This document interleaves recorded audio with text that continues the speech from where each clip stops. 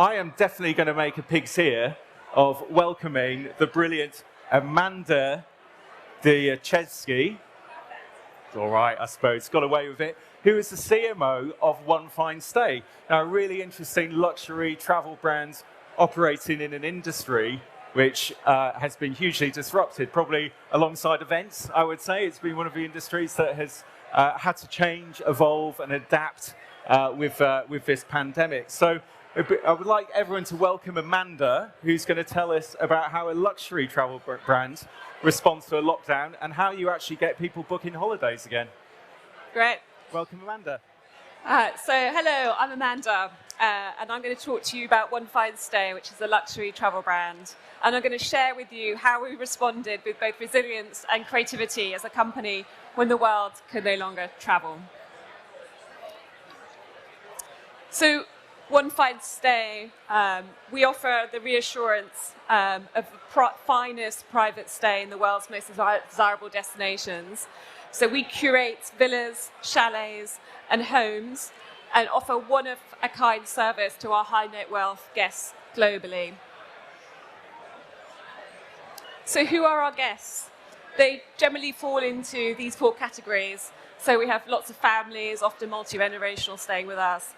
We have lots of friendship groups, creators, entrepreneurs, and then very interesting, we have a lot of entertainment clients and VIPs. We have an offer in LA, New York, and London. So, for example, when there's filming in play, we often have people like Game of Thrones staying in all of our homes in London, or we had Haim, the band, staying with us the other week. So what do we offer? We offer professional hospitality. So we're the opposite of an impersonal booking platform. So instead, we're very high touch. We work with our guests, we listen to their requirements, and then we personally match them with their appropriate villa or home. Then we plan their stay. So we offer complimentary concierge services. So this means that we can book travel for them, add on childcare, add on chef services, or really whatever takes their fancy. We personally meet and greet, so we show them around our home, show them how to use the appliances. Our housekeeping is included up to 5-star hotel level, and then we're always there for our guests 24/7 on the phone, just in case they lock themselves out, which they have a habit of doing quite frequently.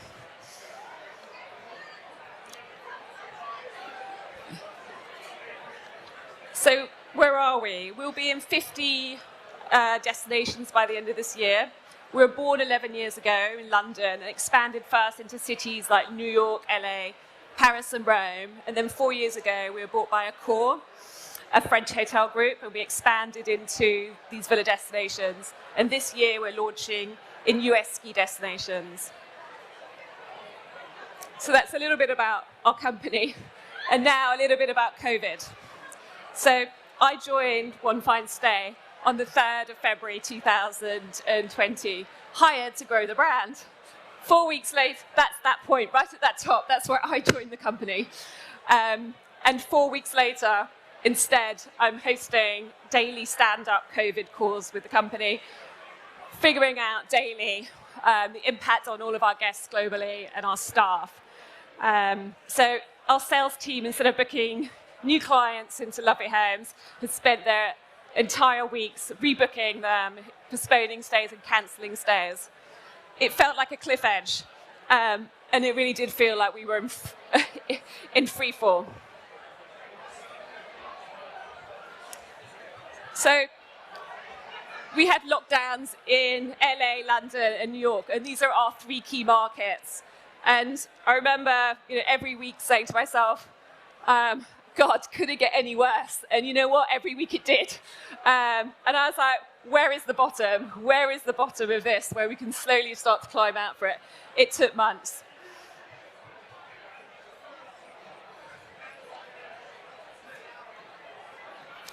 But, after the shock of all the stay cancellations, we took stock, and we thought, well, how can we support the people that mattered now? And those were the doctors and the nurses. And we have homes very close to London hospitals. And so together with our competitors, we launched an initiative called NHS Homes, whereby NHS staff could stay for free in our homes that were close to their work for those few first critical months of the pandemic, when our homes would have been empty. You know, we provided the same level of service to those tired nurses and doctors that we do to our VIP guests, and I'm very, very proud that we set that up and we took part in it. And due to that NHS initiative, and we were determined not to be a silent travel brand, we had more coverage in 2020 than we've ever had. But there were tough choices for the company. It was not an easy time. Obviously, costs had to be controlled as our revenues nosedived. We have 2 PR agencies in London and New York, and we put them on pause whilst we figure out what was our marketing response, what we'd ripped up the marketing plan for the year. You know, we gave up leases on our 3 offices worldwide, and everybody worked from home apart from the operational staff that looked after the few people who had essential stays. At one point, over half of the company was on furlough. And you know, when we took stock and we found out that this would not be a quick rebound, we had to make that really hard decision to make redundancies right about Christmas time.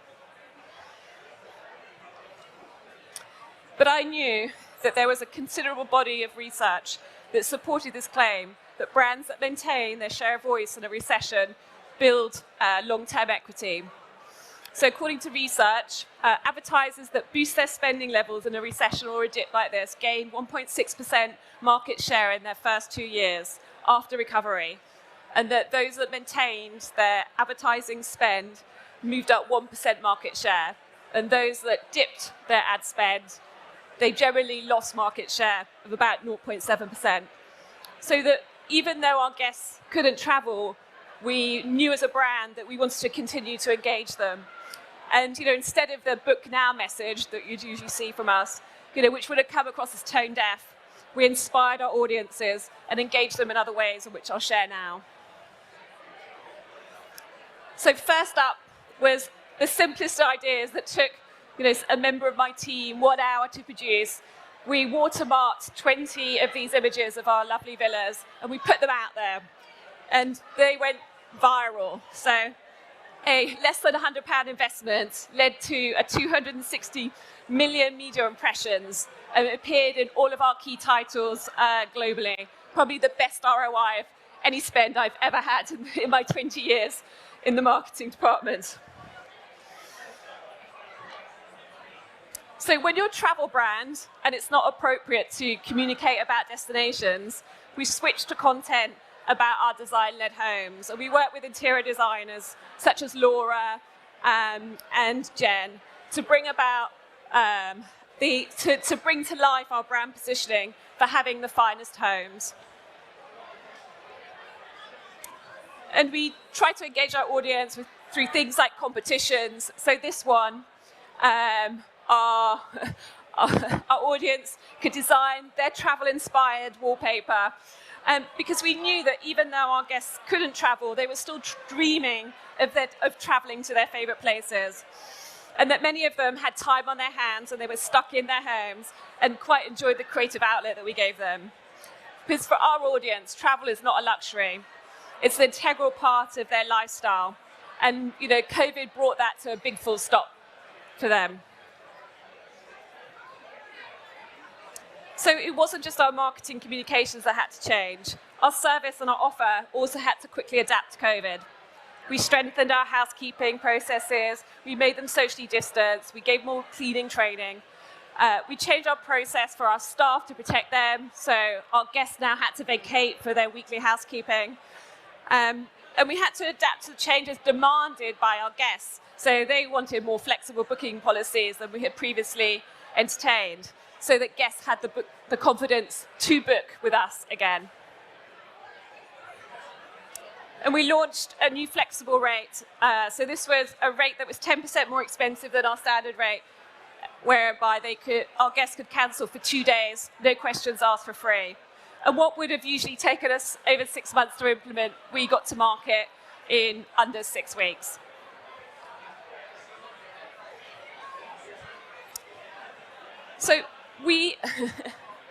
we were much better at analysing our own data and trends. We were much more focused on spotting those little opportunities and getting them to market much, much quicker. So our data told us that we had a segment in our database who stayed for longer, were domestic travellers. Well, they weren't travelling, they were domestic stays. So they weren't travelling, they were staying with us because they had a medical appointment, or they were staying close to their children, or they were renovating their homes. And what we discovered with our data was we converted them much lower rate than our usual short-term rentals offer. So we changed our offer and just made it much more attractive for staying with us for longer. So we introduced price discounts, monthly payments, and early break clauses, something which we hadn't considered because they weren't making up the majority of our database, of our target audience.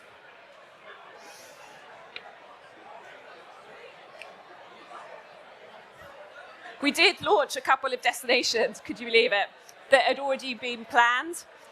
Yes, the launches looked different. We had no big press trips, but we did push it out through our networks and through our channels. And we did make targets for bookings in these destinations. What we found was that, some of our guests were still traveling, and they were really, they really wanted their dream stay. They were spending more and they were staying longer.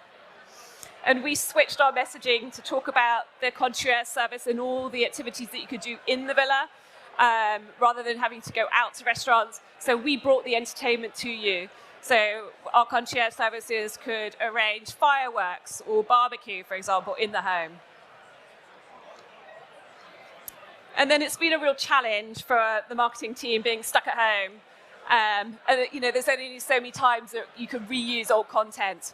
So last month, one of the team made it over to Ibiza to oversee this lovely lifestyle photo shoot. We've only just launched Ibiza.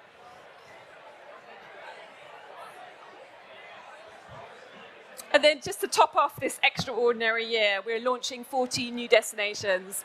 So we've started with Mykonos, Ibiza, Costa del Sol, Aspen, and there's more to come in the next months.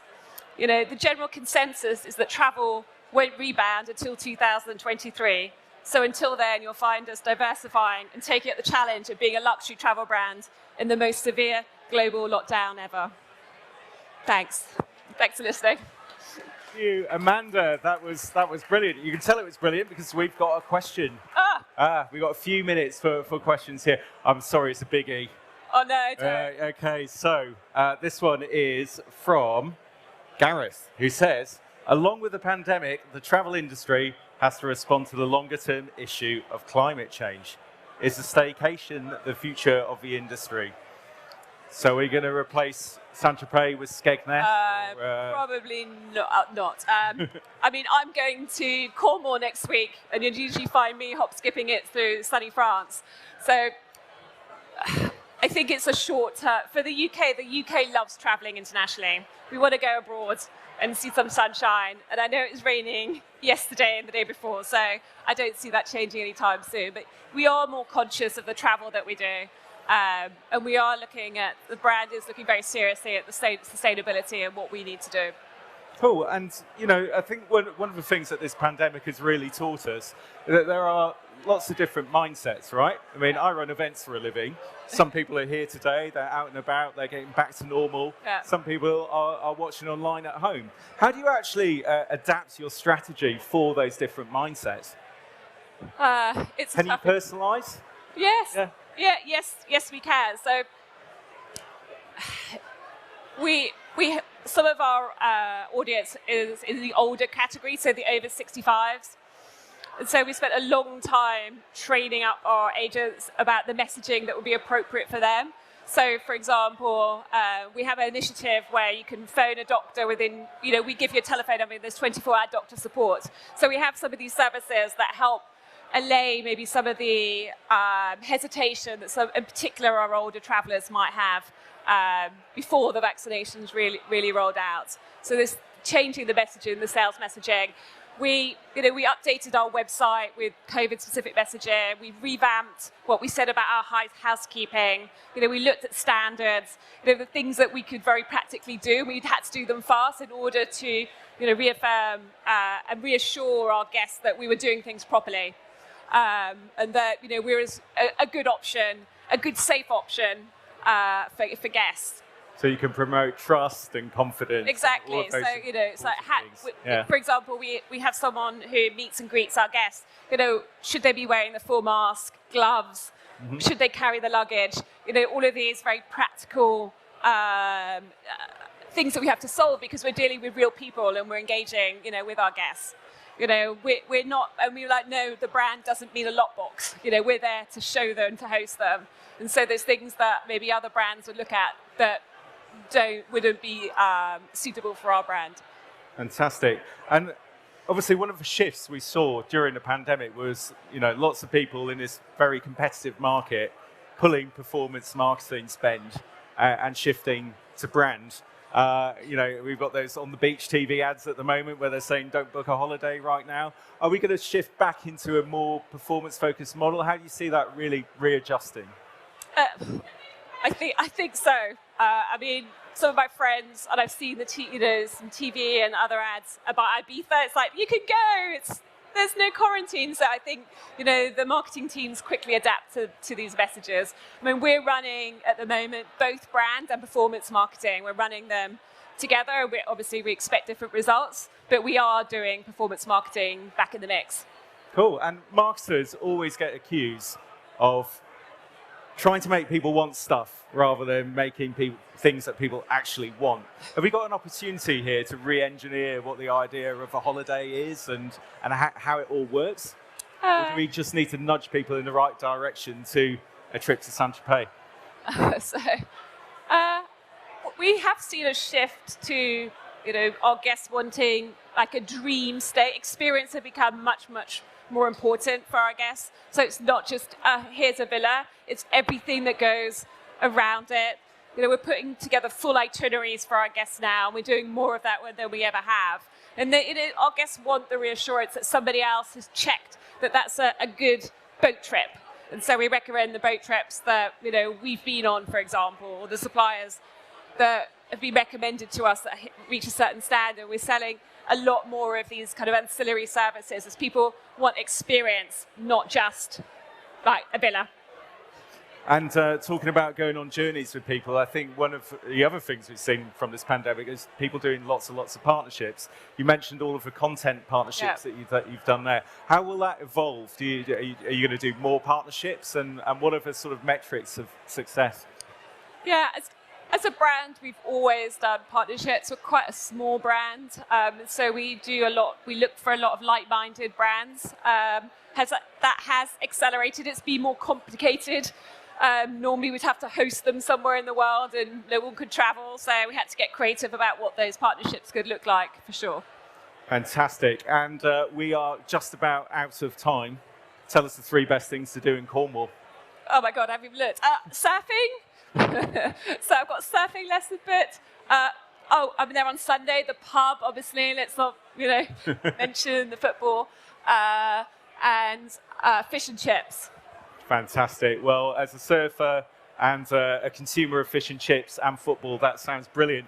Put it together to Amanda. I thought that was a really, really great session. Thanks. Thank you, Amanda.